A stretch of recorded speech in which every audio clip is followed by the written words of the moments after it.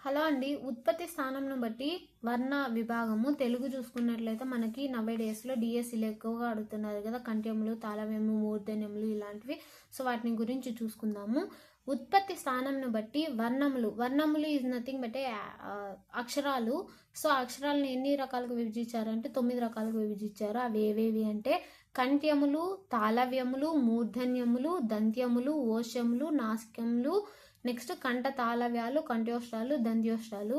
కంఠ్యములు చూసుకున్నట్లయితే కంఠం నుండి పలికేటివి అవేవేవి అంటే ఆ క ఖ గ ఘ ఇని హ, వీటిని కంఠ్యములు అంటారు. నెక్స్ట్ తాళవ్యాలు, తాళవుల నుండి అంటే దవడల నుండి పుట్టిన వాటిని ఏమంటారంటే తాళవ్యాలు అంటారు. ఈ చ ఛ జ ఝ ఇన్య య ష, వీటిని తాళవ్యాలు అంటారు. నెక్స్ట్ మూర్ధన్యాలు అని వేటిని అంటారు అంటే నోటి పైభాగం నుండి పుట్టిన వర్ణాలు అంటే అక్షరాలను ఏమంటారంటే మూర్ధన్యములు అంటారు. నోటి పైభాగం నుండి పుట్టిన వాటిని మూర్ధన్యాలు అంటారు. ఎగ్జాంపుల్ రు, రువు, ట, ఠ, డ, ఢ, న, అన, ర, బండిర, ల, ల, ష, వీటినన్నిటిని మూర్ధన్యాలు అంటారు. నెక్స్ట్ దంత్యములు, దంతముల నుండి పుట్టిన పదాలను దంత్యాలు అంటారు.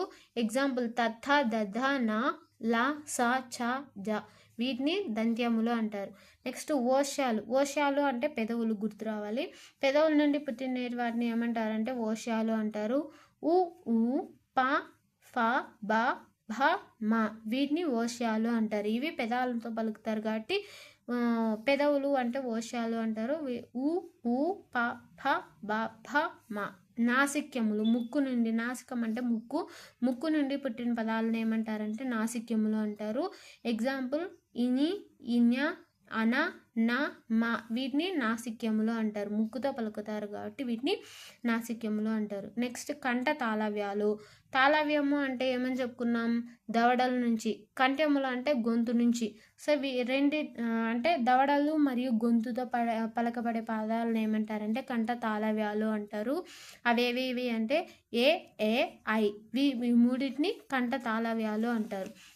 నెక్స్ట్ చూసుకున్నట్లయితే కంఠ్యోష్ట్రములు కంఠము, పెదవులు, కంఠోష్ట్రములు, కంఠ్యం అంటే గొంతు, ఓష్ట్రము అంటే పెదవి.